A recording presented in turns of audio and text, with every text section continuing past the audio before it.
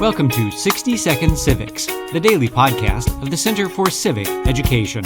I'm Mark Gage. The Miranda Warning requires that police officers inform criminal suspects of their rights when they are taken into custody.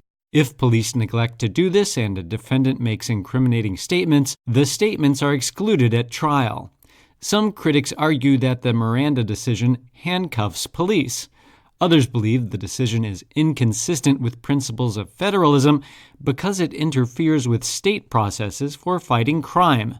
In 1968, Congress attempted to overturn the decision by passing a statute that declared that all voluntary statements are admissible at trial. However, in the 2000 decision of Dickerson v. United States, the Supreme Court reaffirmed the Miranda ruling, holding that it was a constitutional decision that could not be overruled by an act of Congress. In 2004, the court allowed statements obtained in violation of Miranda to be used to contradict statements a defendant made at trial. That's all for today's podcast.